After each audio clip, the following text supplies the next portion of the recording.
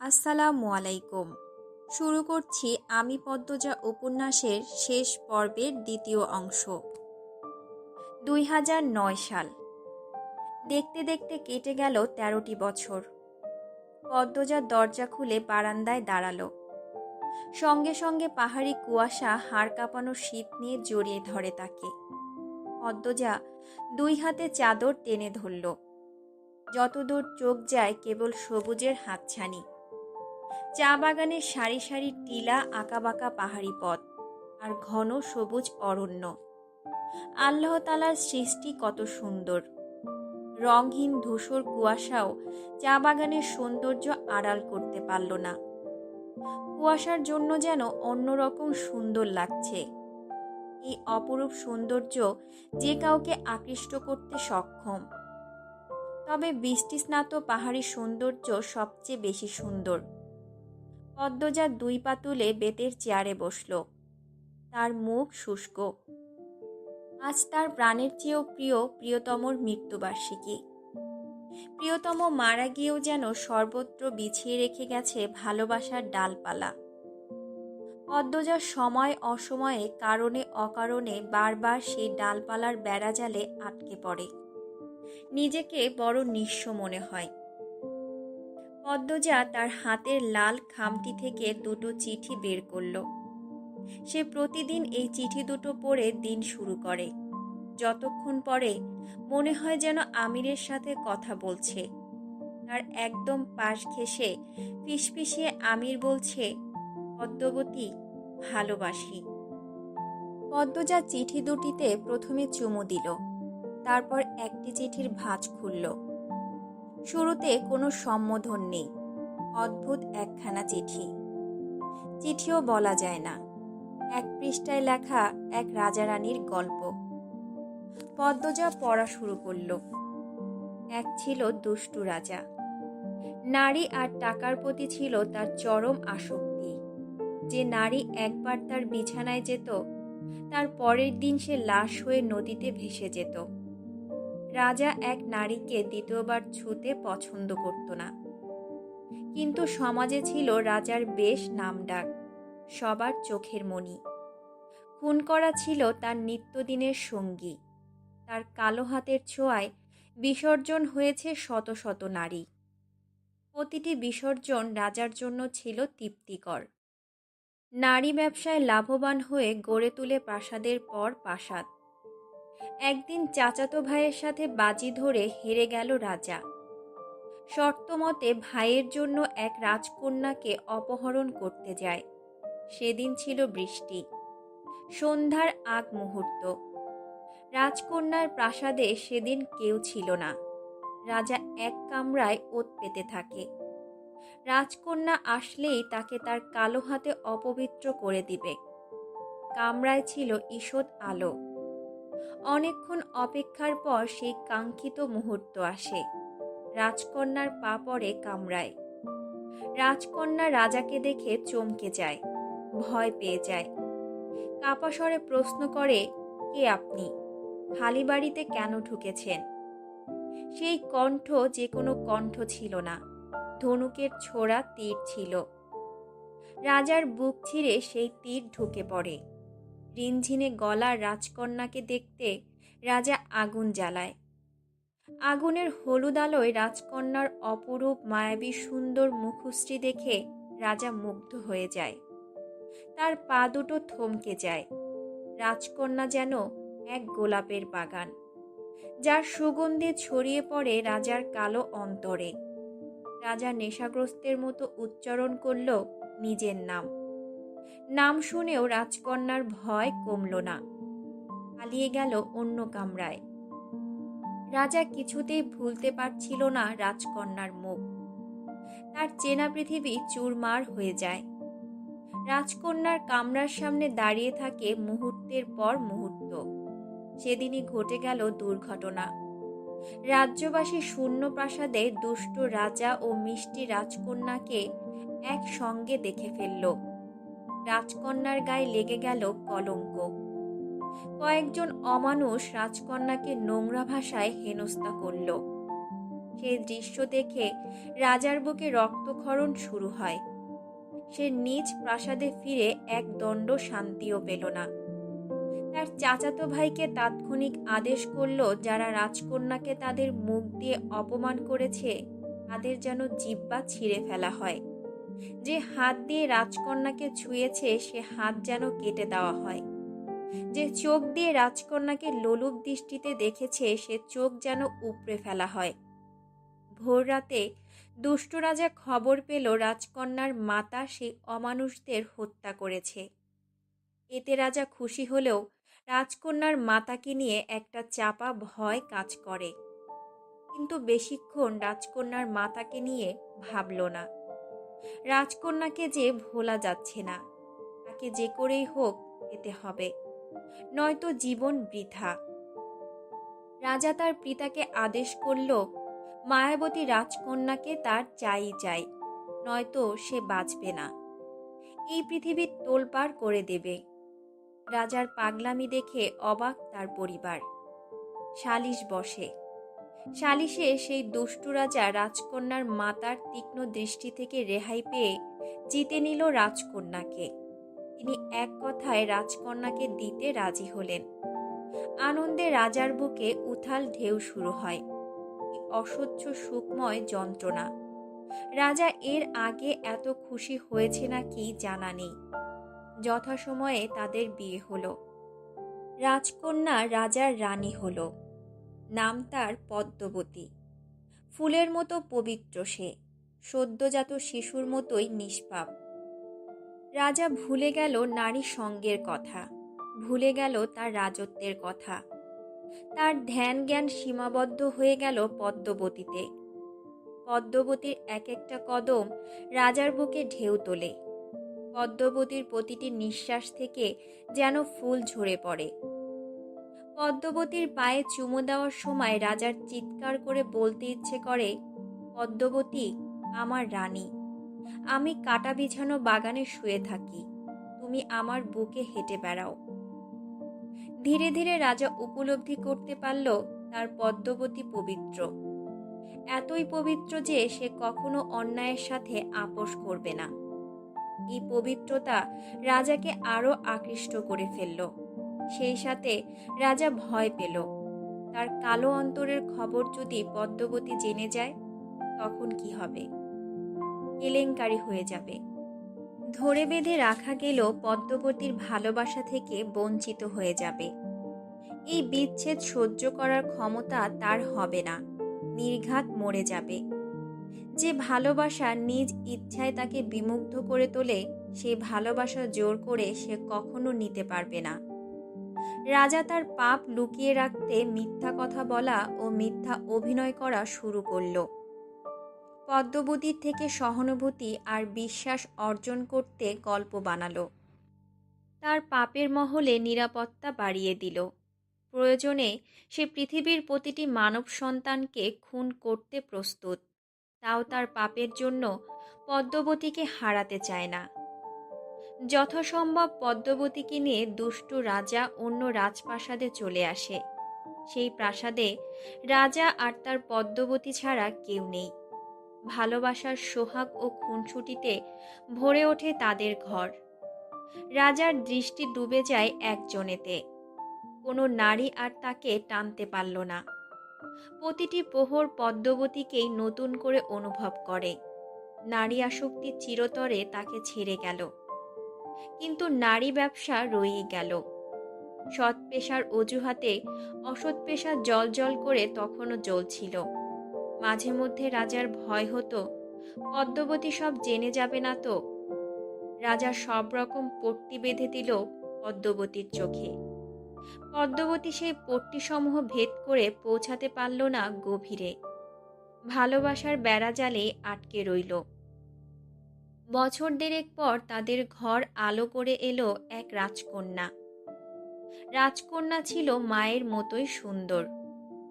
আকাশে একটা চাঁদ ওঠে, কিন্তু রাজার আকাশে উঠেছিল দুটো চাঁদ।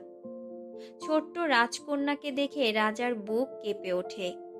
দ্বিতীয়বারের মতো কোনো মেয়ের প্রতি সে ভালোবাসা অনুভব করে। তার প্রথম ভালোবাসা আর মা, দ্বিতীয় ভালোবাসা স্ত্রী, আর তৃতীয় ভালোবাসা তার কন্যা। রাজা যতবার রাজকন্যাকে কোলে নিত, বুকে একটা ব্যথা অনুভব করত। বারবার মনে হতো আমার জগৎ সংসার একটু সাধারণ হতে পারত না। এই চিন্তা তার অসৎ কাজে বিঘ্ন সৃষ্টি করে। সে অন্য মনস্ক হয়ে পড়ে, তার দলবল চিন্তিত হয়ে পড়ে। কাজের প্রতি রাজার উদাসীনতা তাদের ক্ষিপ্ত করে। পূর্ব ক্ষোভের জেদ ধরে তারা রাজার দুর্বলতা লক্ষ্য করে তীর ছুঁড়ে মারে। সেই তীরে ছোট্ট রাজকন্যার প্রাণের আলো নিভে যায়। রাজার বুক থেকে একটা চাঁদ খসে পড়ে। পদ্মবতী ভেঙে গুড়িয়ে যায়। পদ্মবতীর ব্যথা সহ্য করার ক্ষমতা রাজার নেই। শক্ত দুই হাতে আঁকড়ে ধরে পদ্মবতীকে। তার কন্যার খুনিকে সে নিজ হাতে কোপাতে পারলেও খুনের আদেশদাতাদের হত্যা করতে পারল না। জানতে পারল তার পিতা, চাচা ও চাচাতো ভাইয়ের আদেশে তার রাজকন্যার চোখ দুটি চিরতরে বন্ধ হয়ে গেছে। ততদিনে রাজা এটাও বুঝে গেল যে জগতে সে প্রবেশ করেছে সেই জগতের শেষ পরিণতি মৃত্যু। সে যদি খুনের আদেশদাতাদের ক্ষতি করে তার ব্যবসা ডুবে যাবে। ব্যবসার খুঁটি সে হলেও আদেশদাতারা সেই খুঁটি ধরে রেখেছে। আর ব্যবসার পতন মানে পদ্মবতীর সব জেনে যাওয়া, সেই সাথে অন্য রাজাদের ক্ষোভের শিকার হওয়া। যে রাজাদের সাথে মিলে দুষ্ট রাজা পাপ জমায় তারা হিংস্র হয়ে উঠবে। আর তারা দুষ্ট রাজার ওপর ক্ষিপ্ত হলে ক্ষতি হবে পদ্মবতীরও।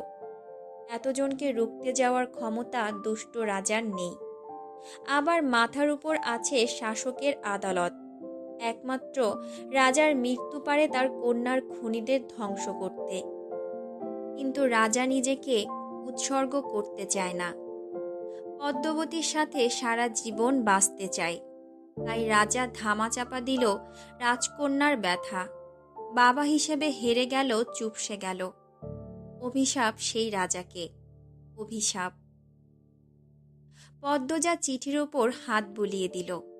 যখন সে প্রথমেই বাস্তব রূপকথা পড়েছিল, সাদা অংশে শুকনো রক্ত লেগেছিল, তার প্রিয় স্বামীর রক্ত। আমিরের শরীরে পাওয়া গেছে অগণিত কামড়ের দাগ, চাবুক মারার দাগ, ছুরির আঘাতের দাগ। সে নিজেকে শেষ দিনগুলোতে অনেক আঘাত করেছে, নিজেকে রক্তাক্ত করে পাতাল ঘরে আর্তনাদ করেছে। পদ্মজা হাতের উল্টো পাশ দিয়ে চোখের জল মুছে দ্বিতীয় চিঠিটি হাতে নিল। ভাঁজ খুলল। প্রিয়র চেয়েও প্রিয় পদ্মবতী, আমার পাপের রাজত্বে তোমার আগমন ভূমিকম্পের মতো ছিল। যখনই দেখি তুমি দাঁড়িয়ে আছো, আমার হৃৎপিণ্ড থমকে যায়। চোখের সামনে 6 বছরে গড়ে তোলা ভারী দেয়াল ভেঙে চুরমার হয়ে যায়। আমার চোখের মণি পদ্মজা, তোমার ওই দু চোখের অবিশ্বাস্য চাহনি আমাকে ছিন্ন ভিন্ন করে ফেলে। আমার কথা হারিয়ে যায়, আমি স্তব্ধ হয়ে যাই। খারাপের মাঝেও ভালো থাকার মন্ত্র ছিল তোমার দৃষ্টি। সেই দৃষ্টিতে যখন ঘৃণা দেখতে পাই, আমার বুক পুড়ে যায়, আমার মস্তিষ্ক ফেটে যায়। তোমার আহত মুখশ্রী দেখে আমার শরীরের চামড়া ঝলসে যায়। তোমার চোখের জল দেখে সমুদ্র আশ্রে পড়ে মাথার উপর। আমার মিথ্যাচার, আমার প্রতারণা তোমাকে কষ্টের ভুবনে ছুঁড়ে ফেলে। বিষাদের ছায়া ঢেকে যায় তোমার চোখ। সেই বিষাদটুকু মুছে দেওয়ার অধিকার আমি হারিয়ে ফেলি। যদি পারতাম, আকাশের মেঘ হয়ে তোমার কাজল কালো আঁখি ছুঁয়ে সবটুকু বিষাদ ধুয়ে মুছে সাফ করে দিতাম। আমার প্রথম ও শেষ ভালোবাসা, তুমি একটু দূরে সরলেই যে আমি মনে মনে পুরো পৃথিবী ভস্ম করে দেওয়ার ইচ্ছে পুষি। সেই আমি পরিষ্কার দেখতে পেলাম, তোমার আমার পথ চলা এখানেই শেষ। আমি শান্ত পাথরের মতো স্থির হয়ে যাই, গন্তব্য হারিয়ে ফেলি। এই ভুবনে তুমি আমার শেষ আশ্রয়স্থল ছিলে। আম্মার সাথে যখন যোজন যোজন দূরত্ব, তোমার ঘৃণাভরা চাহনি আমাকে চোখের পলকে পুড়িয়ে দেয়। তোমার আমার বিচ্ছেদ আমাকে আঙুল তুলে দেখিয়ে দেয়, প্রেমানলে জ্বলতে জ্বলতে আমি অনেক আগেই নিঃশেষ হয়ে গেছি। সোনালি রোদ্দুরের মতো সুন্দর পদ্মবতী, আমি তোমাকে আঘাত করে নিজে মরে গেছি। যে হাতে আঘাত করেছি সেই হাত পুড়ে যাক, পোকামাকড় খাক, তোমাকে ব্যথা দিয়ে আমি ভালো নেই। ছুরির আঘাতও আমার মনের ব্যথার চেয়ে বেশি হতে পারছে না। যদি পারতাম হয় তোমাকে ভালোবাসতাম, নয় শুধু হাওলাদার বংশে জন্ম নিতাম। দুটো একসাথে গ্রহণ করতাম না। দুই সত্তা মস্তিষ্কের দ্বন্দ্বে আমাকে পুড়িয়ে দিচ্ছে। আমি নিষ্ঠুর, তুমি মায়াবতী। আমি ধ্বংস, তুমি সৃষ্টি। আমি পাপ, তুমি পবিত্র। এত অমিলে কেন হলো মিলন? কেন কালো অন্তরে ছড়িয়েছিলে ফুলের সুবাস? আমাকে ধ্বংস করার কি অন্য কোনো অস্ত্র ছিল না? এমন কঠিন কষ্ট কেন দেওয়া হচ্ছে আমাকে? তোমার ব্যথায় আমি দগ্ধ হচ্ছি। তোমার কান্না, তোমার আর্তনাদ আমার মস্তিষ্কের প্রতিটি নিউরনকে কাঁপিয়ে তোলে। মনে হয় মাথার ভেতর পোকারা কিলবিল করছে। বিচ্ছেদের বিষাক্ত ছোবলে নীল হয়ে যাচ্ছি আমি। আমাকে বাঁচাও। শূন্য আকাশে গাংচিল যেমন একা, আমিও তেমন একা। প্রতিটি মুহূর্ত আমাকে অনুশোচনায় দগ্ধ করে। একাকী নীরবে সহ্য করি। এটাই তো আমার প্রাপ্য। মেয়েগুলোকে বাঁচাতে চেয়েও বাঁচাতে পারিনি। বুকের ওপর পাথর চেপে পাঠিয়ে দিয়েছি বহু দূরে। যখন তাদের জাহাজে তুলে দিয়েছি, আমার দিকে করুণ চোখে তাকিয়েছিল। ব্যথিত হৃদয় প্রথমবারের মতো অনুভব করে তারাও তো আমার মতো কষ্ট পাচ্ছে। কিন্তু তখন আমার আর সামর্থ্য ছিল না। আমার জীবনের বসন্তকাল তুমি। তোমার অসহ্য আলিঙ্গন আমার সহ্যের বাইরে ছিল।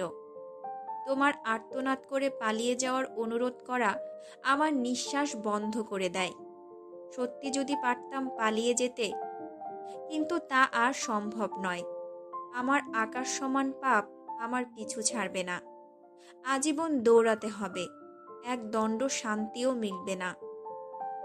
মেঘলাবরণ অঙ্গের সম্রাজ্ঞী, তোমার ভালোবাসার সাম্রাজ্যে কাটিয়ে দিতে চেয়েছিলাম শত জনম, হলো না। তোমার চোখের খাদে পড়ে থাকতে চেয়েছিলাম আজীবন, তাও হলো না। সময় এসেছে আমার বিদায়ের। আমাদের পথ চলা এতটুকুই। আমি ছিলাম দুর্গের মতো কঠিন। সেই দুর্গ তুমি ভেঙে গুঁড়িয়ে দিয়েছ। ভালোবাসা আমার হাঁটু ভেঙে দিয়েছে। আমার আর উঠে দাঁড়ানোর সুযোগ নেই। শেষবারের মতো তোমাকে ছুঁয়ে যেতে চাই। আমার প্রেম তুমি, আমার ভালোবাসা তুমি। সত্যি বলছি, আমার জীবনে আসা প্রতিটি নারী আমাকে নয়, আমার হারাম টাকার প্রতি আকৃষ্ট হয়েছে। তাদের আমি কিনে নিয়েছি। শারমিন আর মেহুল দুজনকে বাড়ি উপহার দিয়ে তারপর আমাকে বিয়ে করতে হয়েছে। তাও আমি অপরাধী। আমি তাদের ঠকিয়েছি, প্রতারণা করেছি, খুন করেছি। আমি অনুতপ্ত। বড্ড আফসোস হচ্ছে, বড্ড আক্ষেপ থেকে গেল। ওপারেও আমি তোমাকে পাবো না। আমার মতো ঘৃণিত ব্যক্তি তোমার পাশে দাঁড়াতে পারবে না। আমার জায়গা হবে জাহান্নামের কোনো এক দুর্গন্ধময় জগতে। তোমাকে দেখার তৃষ্ণা, তোমাকে ছোঁয়ার আকাঙ্ক্ষা আমার মিটল না। হয়তো সহস্র বছরেও মিটবে না। আমার হৃদয়ের রঙহীন বাগানের রঙিন প্রজাপতি। সাদা শাড়িকে তোমার সঙ্গী করে দেওয়ার সিদ্ধান্ত নেওয়ার জন্য দুঃখিত। তুমি মুক্ত হবে, পাখির মতো উড়বে। শুধু আমি থাকবো না পাশে। আফসোস। চিঠির শেষ প্রহরে এসে হাত কাঁপছে। চিৎকার করে কাঁদতে ইচ্ছে হচ্ছে। এই পৃথিবীতে আমি আরেকটু থাকতে চাই। এই পৃথিবীর সবুজ বুকে তোমাকে নিয়ে প্রতিটি ভোর হাঁটতে চাই। আমাদের ভালোবাসার জ্যোৎস্না রাতগুলো আর একটু দীর্ঘ হলে কি এমন হতো? আমাদের প্রেমের পরিণতি এত নিষ্ঠুর কেন হলো? তোমার ওই ঘোলা চোখের মায়াজাল ছেড়ে চলে যেতে ভীষণ কষ্ট হচ্ছে, কিন্তু যেতে হবেই। আর থাকা যাবে না। সময় পেরিয়ে যাচ্ছে। তোমার কোনো ক্ষতি হওয়ার আগে আমাকে সব কীটদের নিয়ে এই পৃথিবী ছাড়তে হবে। আমার আধার জীবনের জোনাকি। সৃষ্টিকর্তাকে বলো আমাকে যেন আরেকটা সুযোগ দেওয়া হয়, এই পৃথিবীতে আবার যেন পাঠানো হয়। পৃথিবীর বুকে তো জায়গা সম্পদের অভাব নেই, আর একটা জীবন কি পেতে পারি না? তখন আমি কঠিন পরীক্ষা দেব। তোমাকে পেতে আগুনের উপর দিয়ে হাঁটব, ভাঙা কাচের ধারে পা ছিন্ন ভিন্ন করে হলেও তোমাকে জিতে নেব। থাকবে না কোনো অন্ধকার জগতের হাতছানি, তৈরি হবে তোমার আমার প্রেমের উপাখ্যান। আমাদের ভালোবাসা দেখে জ্যোৎস্না ও তারকারাজি ঝলমলিয়ে উঠবে। আমাদের আবার দেখা হবে, কোনো না কোনোভাবে আবার দেখা হবে। দেখা হতেই হবে। নিজের খেয়াল রেখো, ঠিকমতো খাওয়া দাওয়া করো। পূর্ণা মা হেমলতার কাছে নিশ্চয়ই ভালো আছে, চিন্তা করো না।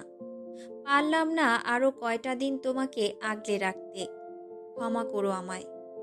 অতৃপ্ত আমি মৃত্যুকে তৃপ্তি হিসেবে গ্রহণ করছি। ইতি আমির হাওলাদার। চোখের সামনে ছবির মতো ভেসে ওঠে আমিরের শেষ চাহনি। রক্ত বমি করে মাটিতে লুটিয়ে পড়া।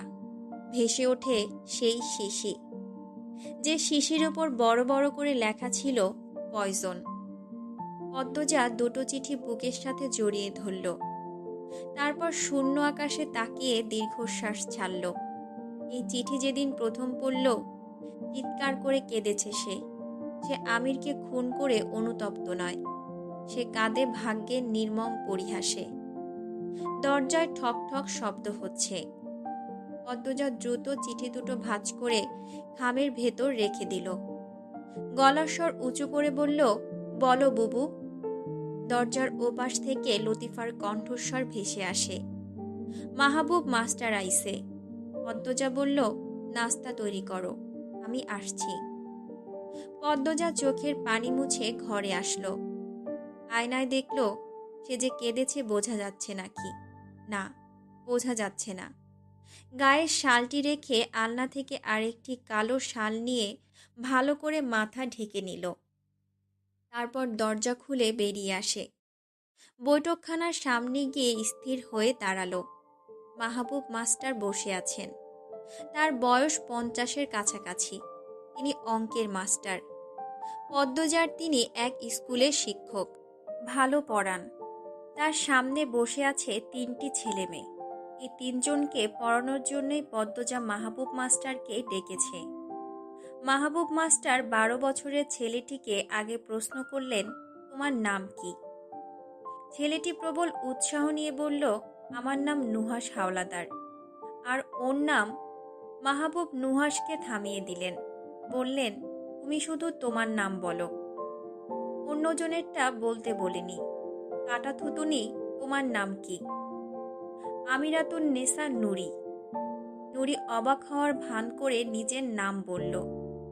তার থুতুনিতে গর্ত আছে বলে কি তাকে কাটা থুতুনি ডাকতে হবে? সে মনে মনে ব্যথা পেয়েছে। নুরির পাশে বসে থাকা 10 বছরের মেয়েটি বলল, আমার নাম জিজ্ঞাসা করছেন না কেন? আমি সবার ছোট। আমার নাম খাদিজাতুল আলিয়া। মাহবুব মাস্টার চোখের চশমা ঠিক করে বললেন, ভীষণ বেয়াদব তো, এত অধৈর্য কেন তুমি? নুহাশ আলিয়ার মাথায় থাপ্পড় দিয়ে বলল, মা কি বলছে মনে নেই? বেশি কথা বলতে নিষেধ করেনি? আলিয়া কটমট করে নুহাশের দিকে তাকালো। নুহাশ বলল, খেয়ে ফেলবি আমাকে? আলিয়া খামচে ধরল নুহাশের মাথার চুল। নুহাশও আলিয়ার চুল খামচে ধরে। দুজন ধস্তাধস্তি করে মেঝেতে শুয়ে পড়ে। তারা দুজন কথায় কথায় ঝগড়া বাঁধিয়ে ফেলে। মাহবুব মাস্টার আটকে উঠলেন, হৈ হৈ করে চিৎকার করে উঠলেন। পদ্মজা পর্দা ছেড়ে বেরিয়ে আসে। সঙ্গে সঙ্গে নুহাশ ও আলিয়া থেমে গেল, সোজা হয়ে দাঁড়ালো। নুরি 2 চোখ খিচে চাপা স্বরে নুহাশকে বলল, দিলি তো মাকে রাগিয়ে। মাহবুব মাস্টার হতবাক। পদ্মজার মতো নম্রভদ্র শিক্ষিকার এমন উশৃঙ্খল ছেলে মেয়ে। তিনি চশমা ঠিক করতে করতে বললেন, এত অসভ্য এরা। পদ্মজা শীতল চোখে নুহাস ও আলিয়ার দিকে তাকালো। তারা নতজানু হয়ে আছে। পদ্মজা বলল, সবাই ভেতরে যাও। পদ্মজার কণ্ঠে রাগের আঁচ। তা টের পেয়ে আলিয়ার চোখে জল জমে। প্রায় প্রতিদিন নুহাস আর তার ঝগড়া হয়, ঝগড়ার জন্য শাস্তি পায়, তবুও ভুলে ভুলে আবার ঝগড়া করে ফেলে। তারা চুপচাপ ঘরের ভেতর চলে গেল। পদ্মজা মৃদু হেসে মাহবুব মাস্টারকে বলল, ওরা একটু খ্যাপা ধরনের, ভাই বোন একসাথে থাকলে যা হয়। শয়তানদের মেরুদণ্ড সোজা করতে করতে চুল পেকেছে আমার, এদেরও কয়দিনে সোজা করে ফেলব। আগামীকাল থেকে আর দুষ্টুমি করবে না। আপনি একটু ভালো করে পড়াবেন। আমার 3টা ছেলে মেয়েই অঙ্কে কাঁচা। আপনি আমাকে বলেছেন, এতেই যথেষ্ট। অঙ্ক ওদের প্রিয় সাবজেক্ট না বানাতে পারলে আমি মাহবুব মাস্টার না। পদ্মজা জোরপূর্বক হাসল। মাহবুব মাস্টার একটু বেশি কথা বলেন। যাওয়ার পূর্বে মাহবুব মাস্টার বলে গেলেন, আগামীকাল থেকে প্রতিদিন সকাল 7টায় অঙ্ক পড়াতে আসবেন। পরন্ত বিকেল। আলিয়া ছবি আঁকছে। সে খুব ভালো ছবি আঁকে। বর্ণনা শুনে হুবহু ছবি আঁকতে পারে। গায়ের রং শ্যামলা। তার নাম আমিরের নামের সাথে মিল রেখে আলিয়া রাখা হয়েছে। পদ্মজা 5 বছর জেলে ছিল। জেল থেকে মুক্তি পাওয়ার পর তার নিঃস্ব জীবনের রুম্পার ছেলে নুহাসের আগমন হয়। রুম্পা নুহাসকে জন্ম দিয়েই মারা যায়। 4-5 বছর লতিফা আর বাসন্তী নুহাসকে দেখেছে। তারপর পদ্মজা দায়িত্ব নিল। নুহাস আর লতিফাকে নিয়ে চলে আসে চা বাগানের দেশ সিলেটে। তার নামে যত সম্পত্তি আমির লিখে দিয়েছিল সেসব পদ্মজা সরকারের দায়িত্বে দিয়েছে এবং অন্দরমহল ও অলন্দপুরের জমিজমা বিক্রি করে সেই অর্থ দিয়ে এতিমখানা, মসজিদ ও মাদ্রাসা নির্মাণ করেছে। গরিবদের খাবার, জামাকাপড় দান করেছে। একটি পয়সাও নিজের জন্য রাখেনি। খালি হাতে সিলেট এসেছে। সিলেটে পদ্মজার রেনু নামে এক বান্ধবী ছিল। তারা একসাথে ঢাকায় পড়েছে। রেনুর সহযোগিতায় পদ্মজা একটা বেসরকারি স্কুলে শিক্ষক হয়। মাস 3 পার হতেই পদ্মজা অনুভব করল তার বেঁচে থাকা কষ্ট হয়ে যাচ্ছে, মানসিকভাবে ভেঙে পড়ছে। তাই নুহাসকে নিয়ে ঢাকা ঘুরতে যায়। কথায় কথায় তুষারকে জানালো সে একটা মেয়ে বাচ্চা দত্তক নিতে চায়। তুষার কথা শুনে বলল, পদ্মজা চাইলে তাদের এলাকার এতিমখানা থেকে বাচ্চা নিতে পারে। তুষারের ভালো পরিচিতি আছে।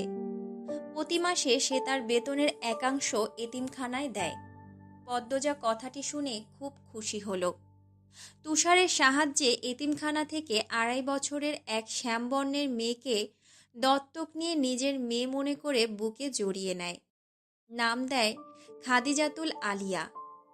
যেদিন আলিয়াকে নিয়ে বাসায় আসে সেদিন রাতে টের পেল আলিয়ার শ্বাসকষ্টের সমস্যা আছে। পদ্মজা এরপর দিন সকালে আবার এতিমখানায় গেল আলিয়ার শ্বাসকষ্ট নিয়ে কথা বলতে। তারা চিকিৎসা করেছে নাকি, ওষুধের নামগুলো কি, সব জেনে যখন সে এতিমখানা থেকে বের হতে উদ্যত হলো তখন তার পিঠের ওপর একটা নুড়ি পাথর এসে পড়ে। পদ্মজা পিছনে ফিরে নুহাসের বয়সী একটা মেয়েকে দেখতে পেল। মেয়েটির থুতুনির গর্তটি তার পায়ের তলার মাটি কাঁপিয়ে তোলে। হুবহু আমিরের কাটা দাগটির মতো। এক মুহূর্তের জন্য মনে হয় তার আর আমিরের সন্তান দাঁড়িয়ে আছে। পদ্মজার বুকের ভেতরটা হাহাকার করে ওঠে। মেয়েটি দৌড়ে পালায়। পদ্মজা মেয়েটিকে খুঁজে বের করে। তারপর এতিমখানার দায়িত্বে থাকা কর্তৃপক্ষকে অনুরোধ করল এই মেয়েটিকেও সে দত্তক নিতে চায়। পদ্মজার দুর্বলতা টের পেয়ে লোকটি বিরাট অঙ্কের টাকা চেয়ে বসে।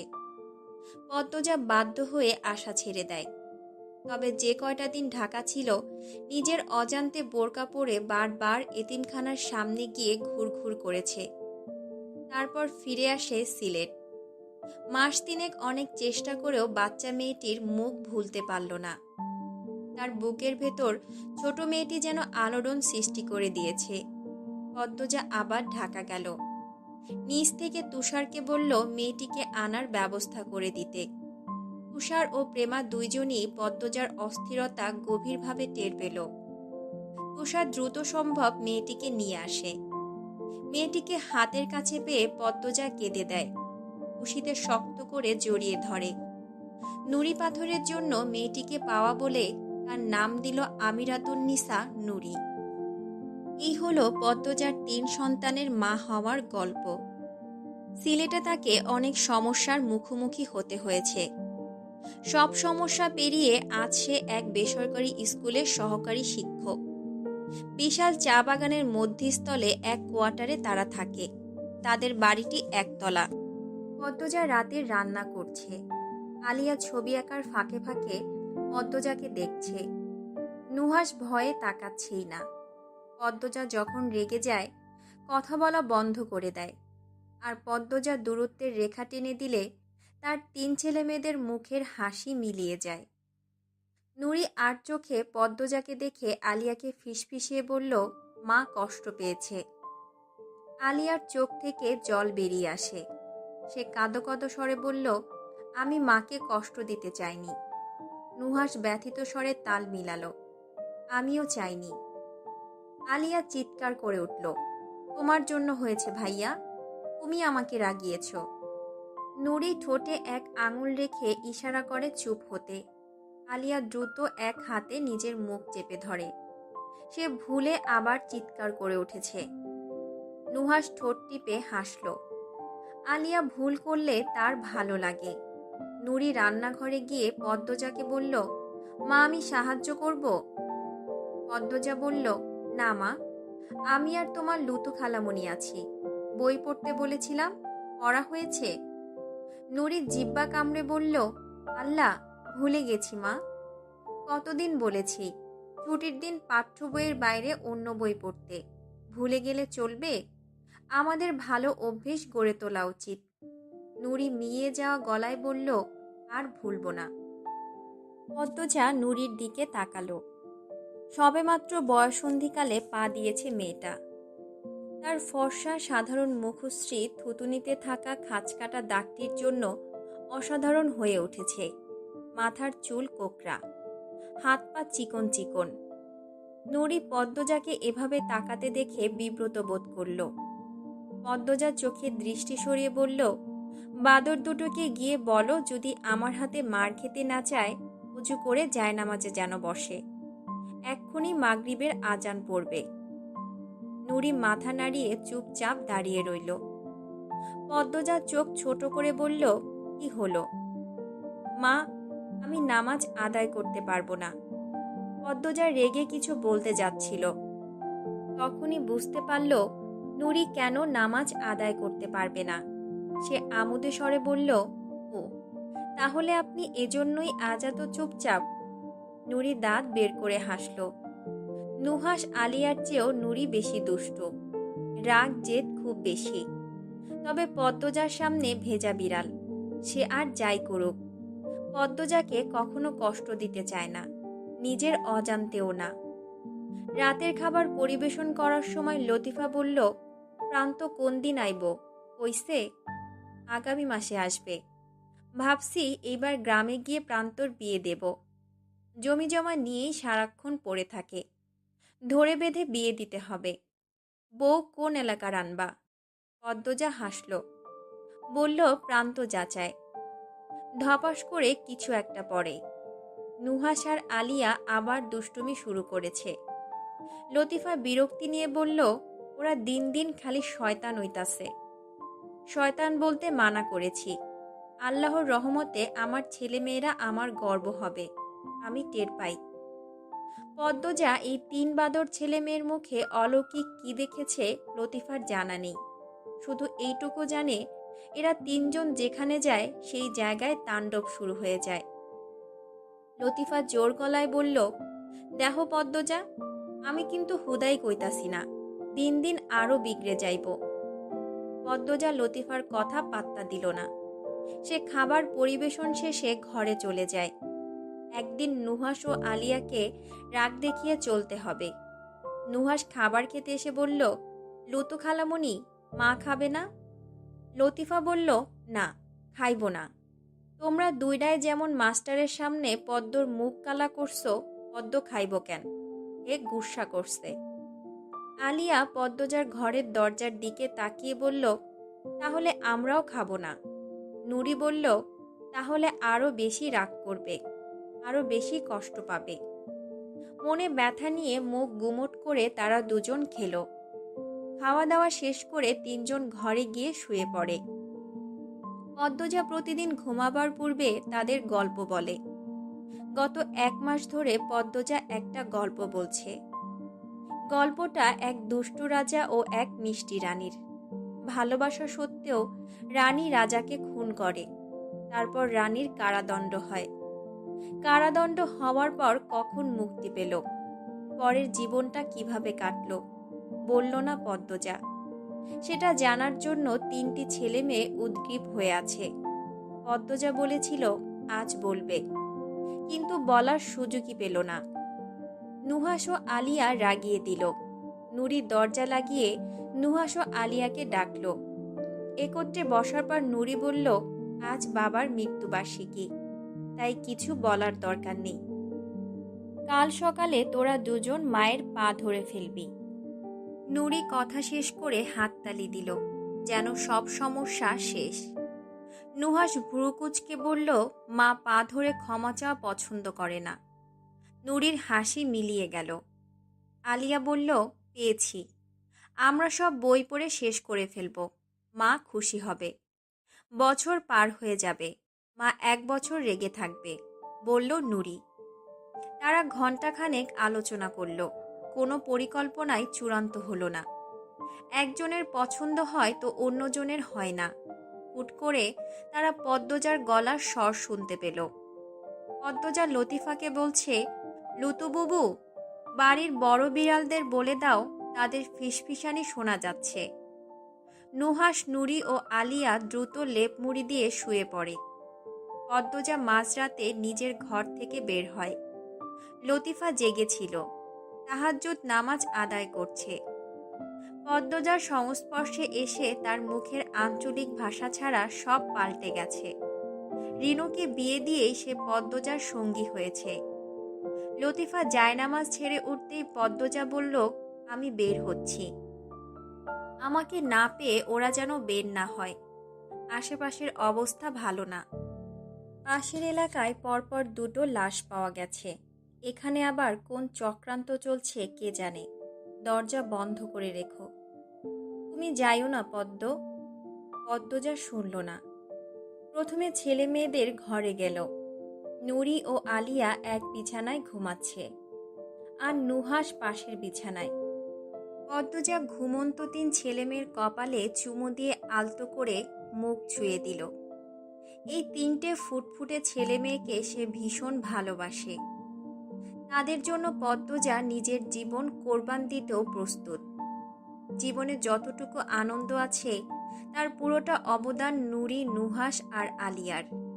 পদ্মজা অনেকক্ষণ বসে রইল। তারপর ঘর ছেড়ে বেরিয়ে পড়ল বাইরে। কোয়ার্টার ছেড়ে বের হতেই নিঃসঙ্গতা কামড়ে ধরে তাকে। আমিরের প্রতিটি মৃত্যুবার্ষিকী রাত সে খোলা আকাশের নিচে কাটায়। চোখ বন্ধ করে অনুভব করে ফেলে আসা স্মৃতিগুলো। এই সময়টুকু একান্ত তার আর আমিরের। ঘণ্টাখানেক হেঁটে এসে এক পাহাড়ের চূড়ায় দাঁড়ালো পদ্মজা। এই পাহাড়টি এখানকার সবচেয়ে উঁচু পাহাড়। একটা মই হলেই যেন আকাশ ছোঁয়া যাবে। আকাশের গায়ে লক্ষ লক্ষ তারা জ্বলজ্বল করছে। এর মাঝে কোন তারাগুলো পদ্মজার প্রিয়জন? পদ্মজা এক হাত আকাশের দিকে বাড়িয়ে ভেজা কণ্ঠে উচ্চারণ করল, আমার প্রিয়জনেরা। তার এই 2টি শব্দে প্রকাশ পায় ভেতরের সব দুঃখ, যন্ত্রণা, অভাববোধ। মা, বাবা, বোন, স্বামী, শাশুড়ি সবাই আকাশটাতে থাকে, শুধু সে জমিনে রয়ে গেছে। পদ্মজা চোখ বুঝল। সাই সাই করে বাতাস বইছে। বাতাসের শব্দ শোনা যাচ্ছে। ঠান্ডায় শরীরে কাঁটা দিচ্ছে। চোখের পাতায় দৃশ্যমান হয় হেমলতার তীক্ষ্ণ দৃষ্টি, রুক্ষ মূর্তি, পূর্ণার আহ্লাদ, হাসি, আমিরের ছোঁয়ার বাহানা, বুকে নিয়ে কান্না থামানো। কত সুন্দর অতীত, কতটা সুন্দর। পদ্মজা চোখ খুলল। তার ঘোলা দুটি চোখ জলে ভরে উঠেছে। সে শিশির ভেজা ঘাসের উপর বসল। দিনটা কেটে যায়, রাতটা আর কাটে না। আমি শয়ন স্বপনে রাজত্ব করে। পদ্মজা অসহায় চোখ দুটি মেলে আকাশের দিকে তাকিয়ে আছে। হঠাৎ করে যদি তার স্বামীর মুখটা ভেসে উঠত, কেমন আছে সে? পদ্মজার দুই চোখ বেয়ে জলের ধারা নামে, নীরবে কাঁদতে থাকে। কি ভীষণ অসহায় দেখাচ্ছে তাকে। দিনের আলোয় দেখা কঠিন ব্যক্তিত্ব সম্পন্ন রাগী পদ্মজা রাতের বেলায় এমন অসহায় হয়ে কাঁদে। কেউ বিশ্বাস করবে? করবে না। পদ্মজা হাঁটুতে মুখ গুজে স্মৃতি হাতড়ে বেড়াচ্ছে। হঠাৎ সে কারো উপস্থিতি টের পেল। তার দিকে কেউ হেঁটে আসছে। গত 2 সপ্তাহে 2টো খুন হয়েছে। ঘটনাটি ঘটেছে পাশের এলাকায়। এলাকাটি খুব কাছে। লাশের ছবি দেখে বোঝা গেছে কেউ বা কারা দেশে আতঙ্ক ছড়ানোর চেষ্টা করছে। সেই সাথে লাশের শরীরের ক্ষতস্থান দেখে মনে হয়েছে হত্যাকারী বা হত্যাকারীরা শয়তানের উপাসনা করে।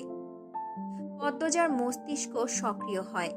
সে তার কোমরের খাঁজে থাকা খাপ থেকে ছুরি বের করল। তারপর দ্রুত ঘুরে দাঁড়ালো। দেখল নুরি দাঁড়িয়ে আছে।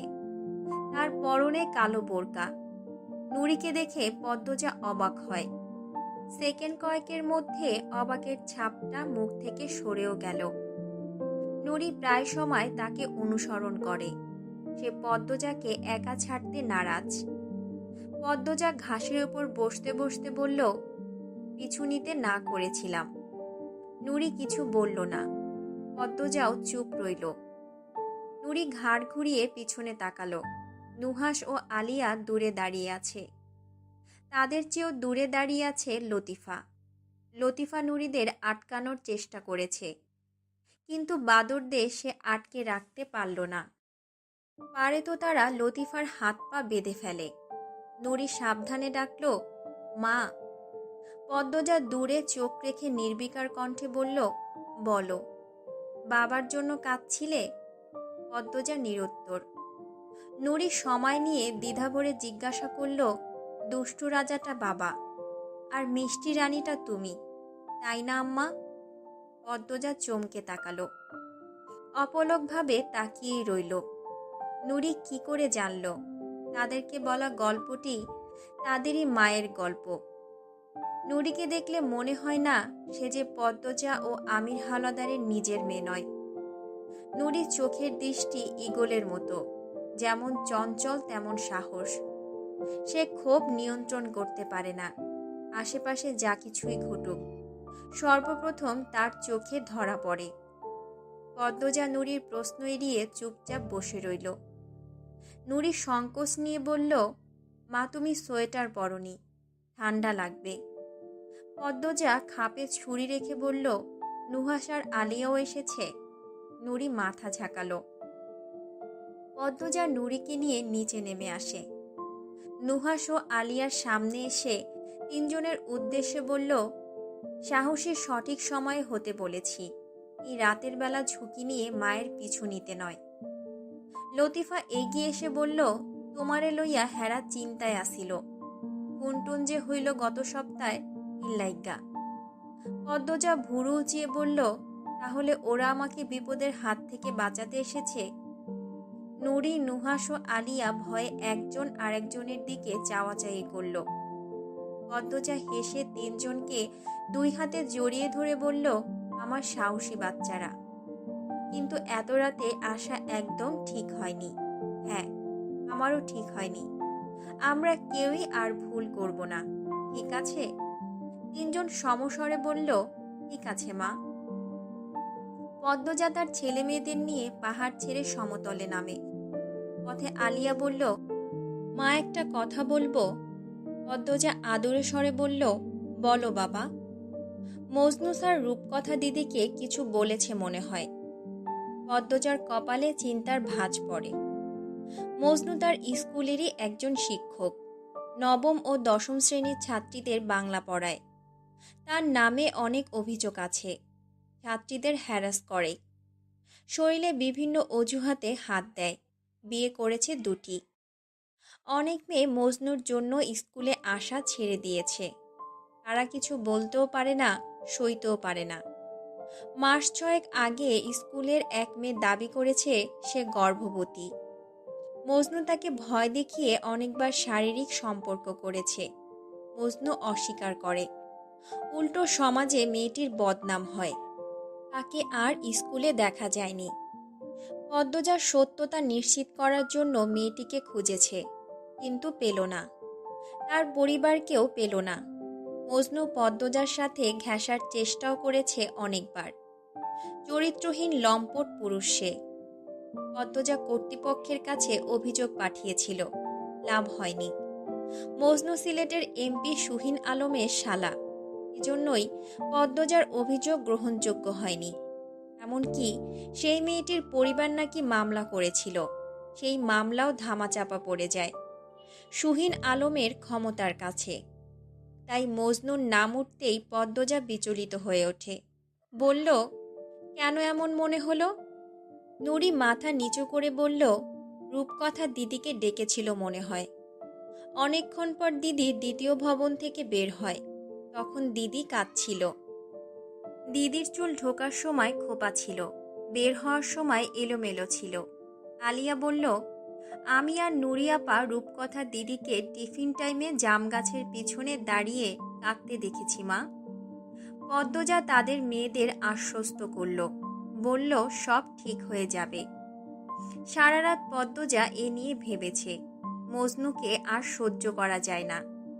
মেয়েগুলোর জীবনের সুন্দর মুহূর্তগুলোকে দূষিত করে ফেলছে। আবর্জনা বেশি দিন রাখা ঠিক হচ্ছে না। চারপাশে দুর্গন্ধ ছড়িয়ে পড়ছে।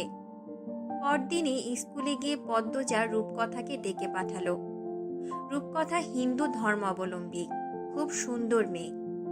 রূপকথার ধর্মের ভাষায় বলা যায় সে দেবীর মতো সুন্দর। নবম শ্রেণীতে পড়ে। রূপকথা পদ্মজার সামনে এসে কাঁচুমাচু হয়ে দাঁড়ালো। পদ্মজা রূপকথাকে পরখ করে বলল, তোমাকে ভীষণ হতাশাগ্রস্ত আর ভীতগ্রস্ত দেখাচ্ছে। আমাকে তোমার সমস্যা খুলে বলতে পারো। রূপকথা পদ্মজার কথায় অপ্রতিভ হয়ে উঠল। পদ্মজা চেয়ার ছেড়ে রূপকথার পাশে এসে দাঁড়ায়। রূপকথার মাথায় হাত রেখে বলল, মনের মাঝে চেপে রেখো না, কষ্ট লুকিয়ে রাখতে নেই। হাতের মুঠোয় এনে চেপে ধরে ধ্বংস করে দিতে হয়। রূপকথা পদ্মজার সংস্পর্শে আজ প্রথম এসেছে। পদ্মজাকে প্রতিটি ছাত্রছাত্রী সম্মান করে, ভালোবাসে। তার ব্যবহার এবং সৌন্দর্য দুটিই সবাইকে অভিভূত করে ফেলে। অনেকে বলে পদ্মজার শরীরে তারা নাকি মামা গন্ধ খুঁজে পায়। রূপকথাও পাচ্ছে। সে কেঁদে ফেলল। পদ্মজা রূপকথার মুখটা উঁচু করে ধরল।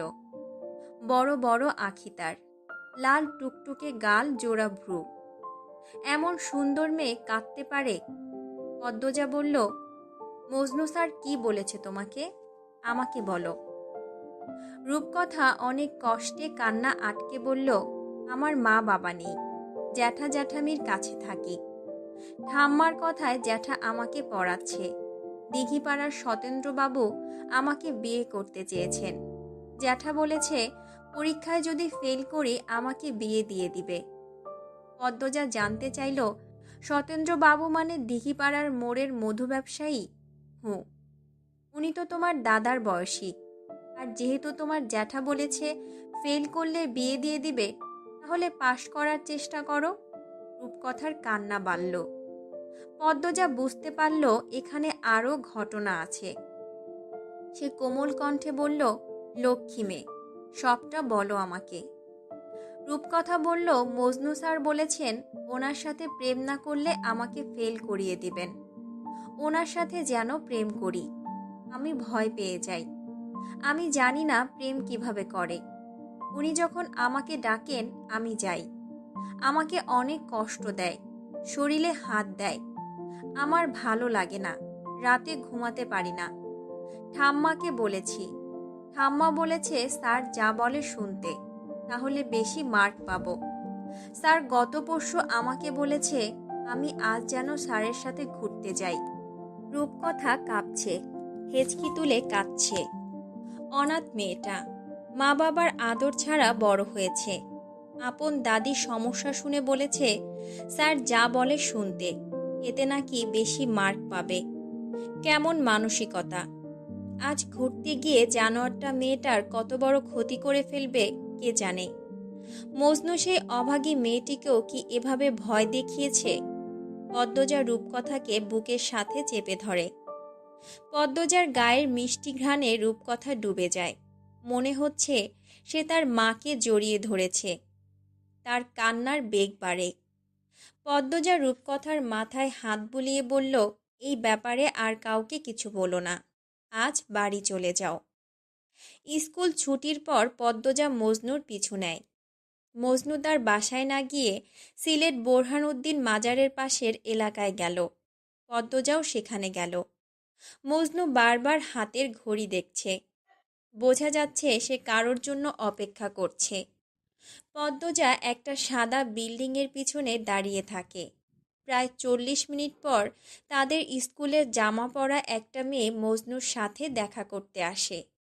পদ্মজা ঘৃণায় কপাল কুঞ্চিত করল। মজনু পড়ানোর জন্য নয়, সুযোগ ব্যবহার করে মেয়েদের ভোগ করার জন্য শিক্ষক হয়েছে। শিক্ষক কখনো লম্পট হয় না, লম্পটরা শিক্ষকের মুখোশ পরে। পদ্মজা পরপর 3 দিন সাবধানে মজনুকে অনুসরণ করে নিশ্চিত হয়েছে মজনু রাতে ঘুমাবার পূর্বে বাইরের টং দোকানে চা খেতে যায়, তারপর সিগারেট ফুঁকতে ফুঁকতে বাড়ি ফিরে। রাস্তার দুই পাশে ঝোপ জঙ্গল, এটা মজনুর প্রিয় অভ্যেস হতে পারে। রূপকথা 3 দিন পদ্মজার কথায় স্কুলে আসেনি। চতুর্থ দিন শেষে রাত 8টায় পদ্মজা একখানা বড় লাগেজে একটি বড় ধানের বস্তা ও রামদা নিল। খুঁড়ে নিল নিজের কানের দুল। শরীরে এমন কিছু রাখল না যা প্রমাণ হিসেবে কাজে লাগতে পারে। কাঁধের ব্যাগে নিল বোরকা ও রুমাল। তারপর নতুন শাল দিয়ে মাথা ঢেকে বেরিয়ে পড়ল। রাত ঠিক 10টা বাজে তখন। চারদিকে শুনশান নীরবতা। ঠান্ডা বাতাস বইছে। মাঝে মধ্যে শেয়ালের ডাকও শোনা যাচ্ছে। মজনু সিগারেট ফুঁকতে ফুঁকতে গুনগুন করে গান গেয়ে বাড়ির দিকে যাচ্ছে। হাঁটছে হেলে দুলে। আশেপাশে গাছপালা বেশি। রাস্তার দুই ধারে ঝোপ জঙ্গল গাঢ় অন্ধকারে ঢাকা। দূরে ল্যাম্পপোস্টের আলো নিভু নিভু হয়ে জ্বলছে। এদিকটায় মানুষজন তেমন আসে না। পদ্মজা রামদা নিয়ে একটা বড় গাছের আড়ালে দাঁড়িয়ে আছে। তার লাগেজ ও কাঁধ ব্যাগটি কিছুটা দূরে রাখা। সে তীক্ষ্ণ চোখ দুটি মেলে অপেক্ষা করছে মজনুর জন্য। চোখ দুটি যেন জ্বলজ্বল করছে। তার নিঃশ্বাসেও যেন ছন্দ রয়েছে। শরীর ঠান্ডা করা ছন্দ। আর সেই ছন্দে আছে প্রলয়ঙ্কারী ঝড়ের পূর্বাভাস। মজনুর দেখা মিলতেই পদ্মজা চাপা স্বরে ডাকল, স্যার, স্যার, যেন অশরীরী ডাকছে। মজনুর একটু ভয় করলেও উৎসুক হয়ে ডানে তাকালো। জঙ্গল থেকে কে ডাকছে? মজনু উঁচু স্বরে প্রশ্ন করল, কে? আমি স্যার। কণ্ঠস্বরটা চেনা মনে হচ্ছে, তবে কেমন যেন ভুতুড়ে এবং ভারী। মজনু হাতের সিগারেট ফেলে 2 পা এগিয়ে গেল।